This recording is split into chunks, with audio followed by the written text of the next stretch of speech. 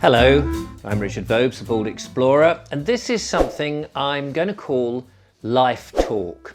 This was the Sunday Chat, but I've decided to change the name of the Sunday Chat because when you put the thumbnail up on YouTube and people are scrolling through it, I think some people, it's just not very appealing, or that people don't really know what it is, a Sunday Chat about what.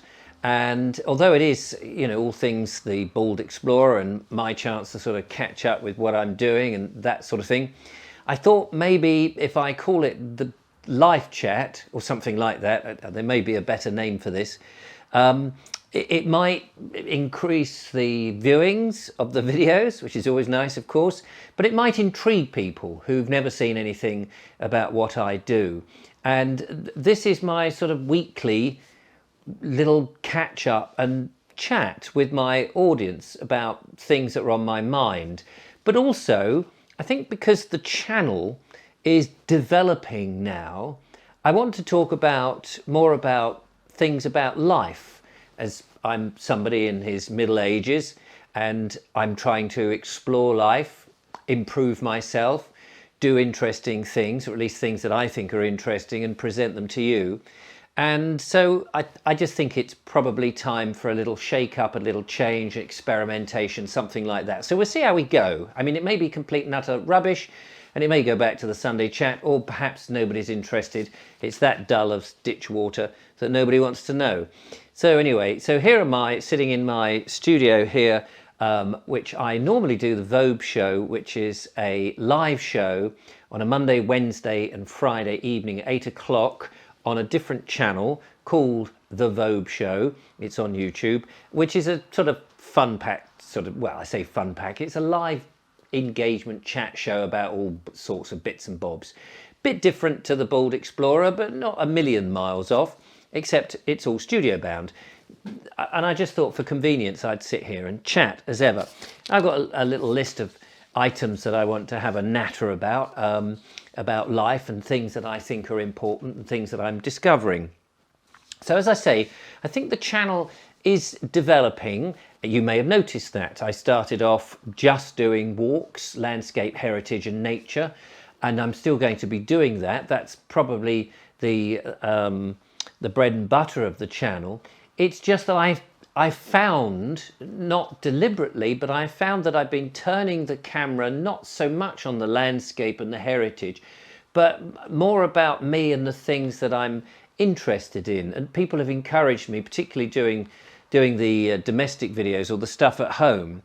And I think my philosophy in life is beginning to become more cemented in my head. I'm able to express it more, and I want to express it through the videos. And so I think you're going to be seeing a lot more of that as we go. Now, I was recommended this book here, which is called Brave Old World. You know, the one by Aldous Huxley, Brave New World? This is Brave Old World by Tom Hodgkinson. And it was recommended, sorry, I can't remember who recommended it. It was probably in a comment somewhere. And books, they are my Achilles heel. So when people recommend a book, I do go and check them out. And then I think, oh, actually, I do like the sound of that. And if it's cheaply available, then I do tend to buy them. Sometimes I buy them and they're not what I expected and they end up on the shelf. And then sometimes I come back to them years later. So I never quite dispose of books. This is, it says on here, a practical guide to husbandry or the fine art of looking after yourself. And so I think this has been written by somebody who was a city dweller who moved into the West Country somewhere and has got a small holding, runs courses on husbandry and that sort of thing. And I believe he's written several books, and this is one that was recommended to me. And I've read the introduction and the first chapter. It's laid out chapters for each month, so January, February, March, etc. Now, the introduction was fascinating because I thought, here is somebody who shares my philosophy of life. So he talks about there are many things in the old ways of doing things that we've almost forgotten, or we've thrown away because we're so engrossed in the modern world. He's saying, you know, the modern world is great, and he's not knocking the modern world, but let's not forget some of the old pleasures. And for example, in the January section, he talks about January is a great time to collect logs, or buy logs, or store logs, or chop logs, or prepare logs for fires. And he goes on and on about this, and it's fascinating because his philosophy is a fire it's free fire. I mean, provided you can get the fuel, find the fuel, it's free. It's a friend. You can contain it. You can make it roar. It's passionate. It's roaring, or it can be an ember. It's primeval is how I would look at it. As opposed to, and he's talking about fire in your home as a mechanism to warm yourself, to cook your clothes, to heat your water, exactly what I'm doing and have been talking about for ages. And he says you can live in these centrally heated homes. You can cook with gas. You switch it on, you switch it off. But you don't tame gas. You can't go out and gather wood. You can't just go and gather gas or collect bottles of electric from wherever. You have to buy it from a cartel. They're the ones that make the price. They're the ones that send it down the wire. They're the ones that can shut it off. But with a fire, you can gather your firewood from all sorts of places, hopefully mostly legal, but you can find wood in skips, and you can ask for permission if you can have it, old pallets, wood that's fallen from the trees in people's property that you can say, do you mind if I gather some of this? Or of course you can buy it and store it. You're in control. And it's that business about the journey of gathering the wood, chopping the wood, preparing the wood, seasoning the wood, and lighting the fire, then controlling it however you want to control it in your wood burning stove or in a real fire, and warming yourself or cooking food. And this just speaks to me. He says, and I'm paraphrasing what he says because I can't put it as beautifully written as he's put it. There's something about doing it the hard way rather than just the easy way, because when something is a bit tricky to do, you appreciate it. You really respect it. You've had to go and get the wood and light the wood. And so when you've cooked a meal, you actually enjoy that meal more so than if you just stick it in a microwave, particularly if you bought it from a supermarket or something like that, a ready TV dinner, slam it in, put it in the ping machine, it pings a few minutes later and you eat it, and it's just fuel. You don't even notice it. Whereas if you think back in time, food and the importance of food was the number one thing, and having good quality food or enough to eat was absolutely the driving force for life. And in a way, in this modern world, we've kind of forgotten a lot about that. We've forgotten that food is actually an important thing for the body. We'll just nip down to the takeaway and have something, not really thinking about what's in that food, how good it is for our body, whether it's going to do our bodies any good long term, or our minds, or our mental moods and things like that. And I think we've forgotten so much from the old ways. And so this is something that I'm going to be reading, digesting and thinking about. And his philosophy is just really tagging side by mine. So I find that really, really exciting. And I think I want to bring some of my philosophy. I mean, I know that I'm a bit quirky. People say, oh, you're a bit eccentric, the way you live. I don't think of it as being eccentric. I just think that the modern world is trying to cushion us too much, and that actually getting up in a cold house, warming yourself, putting on layers of wool and stomping about to heat yourself up is much better for you, because then you appreciate the fire.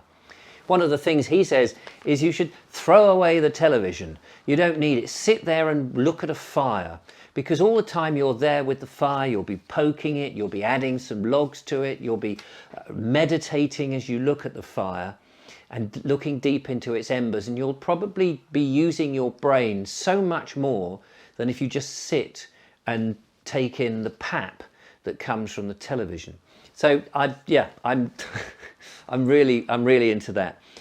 So that's it, doing things the old way, because it's that journey of trying to get somewhere. It's getting there. I mean, this is the thing, everything's done for us so easily that where's the satisfaction? Where's the pleasure? Where's the laughter? Where's the merriment?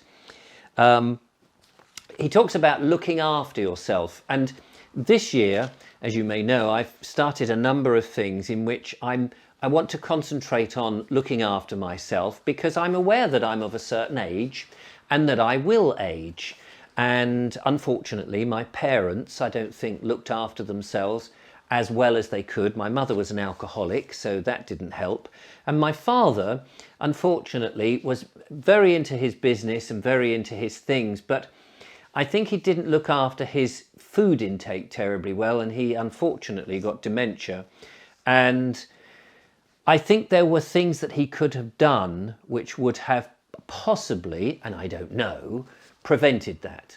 And so I'm interested in exploring health things, because the food we put into our mouths, I think, matters more than we know. So as you know, I'm not eating bread at the moment. I'm trying an experiment to see what it's like not to have bread because of the modified modern wheats, in which most of the nutrients have been taken out of wheat, even though bread smells delicious, looks delicious, and can taste delicious in our mouths. But if it's actually not doing us any good, what is the point? The body is having to digest this, deal with it, and then get rid of it when it's not actually doing us any good. So I'm looking at that. I'm also doing my fasting, and I'm going to keep you updated with that, probably in these chats really, about life and my philosophy and things like that. And I do welcome a two-way conversation in the comments. Sometimes people do put things which perhaps I roll my eyes, or my eye, or make me step backwards, and so sometimes I may not fully understand. You know what text is like when you write something, it doesn't always come over in the right way, and sometimes I'll answer something and it doesn't always come over in the right way. But it is, I think, good to have some sort of two-way conversation. I had a comment, for example, the other day, which made me wonder whether it's how I put things across that it's at fault. So one of my lovely viewers said, in respect to me visiting Charlie's farm shop and talking about having this lovely bacon and this beautiful meat and the lovely veg, saying, well, the average person couldn't afford that. It would cost, a lot of money. And he said, you're a single person, so, but even so, you couldn't go to a farm shop every day and eat like that. Healthy foods, in other words. And there's part of me that thought, why is that the case? Surely it's our given right, such as any right is, to be able to eat healthy foods rather than non-healthy foods. And by non-healthy, my definition for that is not eating poisonous as such, but if you eat something, if you put something in your mouth which doesn't really have any use to you whatsoever, it's not giving you any benefit and potentially is harmful, then why would you do it? So as I believe, processed foods have pretty much most of the nutrients and vitamins and minerals removed by the processing, the mass production of them, I'm just not interested anymore. And also, one of my follow-up to that comment is that I think, as I sort of said earlier or hinted at, that food has been placed right down on the importance of our everyday lives. It's, I'll just nip out and grab something to eat and then I'll go and do this. But I'm now doing the reverse. I'm thinking, no, food is at the top of my list. My subscription to Sky or Netflix or Amazon Prime or having a TV license or any of that is nearer the bottom. In fact, well, I don't have a subscription to Sky, never have. Well, I did many moons ago, but I got rid of it because I realised there was nothing I wanted to watch. My TV licence I have revoked. I don't have a television that's connected to watching television. I don't watch television programmes. I don't have Netflix account. I don't do Amazon Prime. I'd much rather spend my time either in my own thoughts or reading or doing things, rather than passively letting somebody else do my thinking for me and have propaganda come into my house from something else beamed into my world. So I don't do that. I don't buy newspapers, I don't smoke cigarettes, I don't buy alcohol. I'm not a goody two-shoes, but I don't do all those things. So I've started to think, well, all those things that a lot of people do, and then they say, oh, well, I can't afford to eat healthily. And I think, but if you didn't do all those other things and you put food up first, the things that you put in so that you feel good, that your body is actively working to the best of your ability, so that you do live longer and that your mind is working better, surely that's something that I'm just saying, surely that's something that we should be aiming for. Ultimately though, excuse me, as I said in my comment, people can do whatever they damn well like. It's their lives. I'm not telling anybody to do anything. I'm just sharing what I do.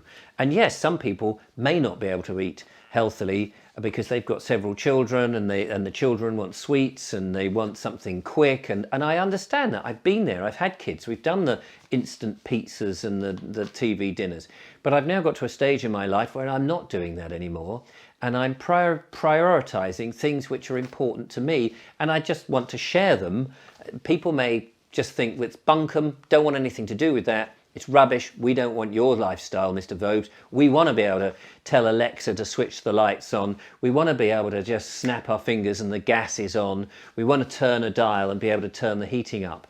And if that's the sort of money-coddling world that you want to live in, that's entirely up to you. I don't. I want to feel alive. I want to feel I've earned that rest in the chair at the end of the day. I want to feel satisfied that I've achieved something. But that's just me. One of the things about looking after yourself, which I thought I would share with you, and I don't really show it on this, is if you've watched any of the My Stories episodes, which I was putting out last year during the lockdown stuff, I talked about when I went to mime school. You know, mime, where you're doing all this sort of, invisible acting. Well, one of the things that was part of my training, and prior to that really, because I did live in a house at one point with ballerinas, was stretching, physically stretching, and articulation of the body, moving the body. The body is designed to move. And I continually do articulations. I continually make sure the joints are fluid. I stretch, I touch my toes, I lean over to one side, I bend and do, all sorts of strange things. And I was speaking to a friend of mine who does a bit of rambling, and I said, and he said, oh, I've had this thing where I get up and I, sort of almost lose my balance a bit, and it's a bit weird. And I said, do you do any stretching? And he said, no, I don't do any stretching. I get up and I just get on with things.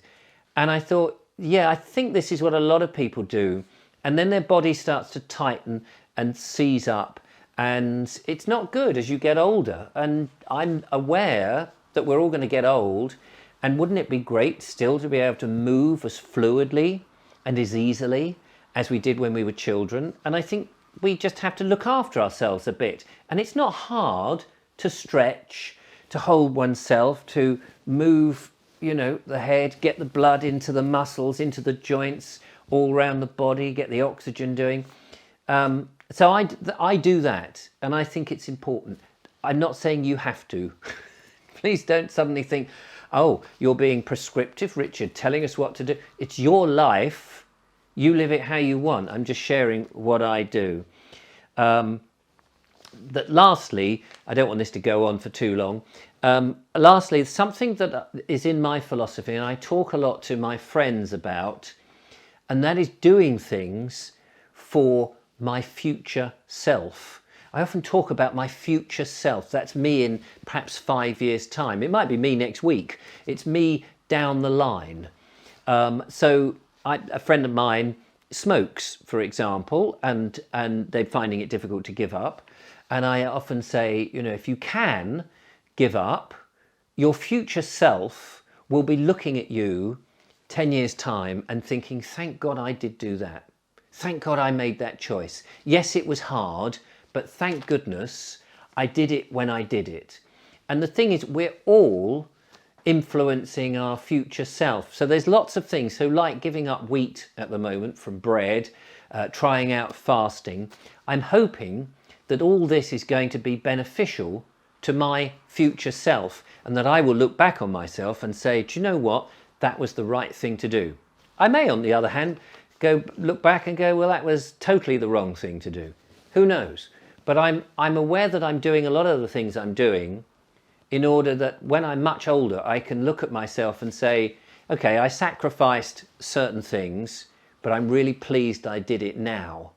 And perhaps people don't think about their future and what they will be like, or they'll put their head in the sands and think, oh, well, I'll face that, when they're on their 20th fag for the day.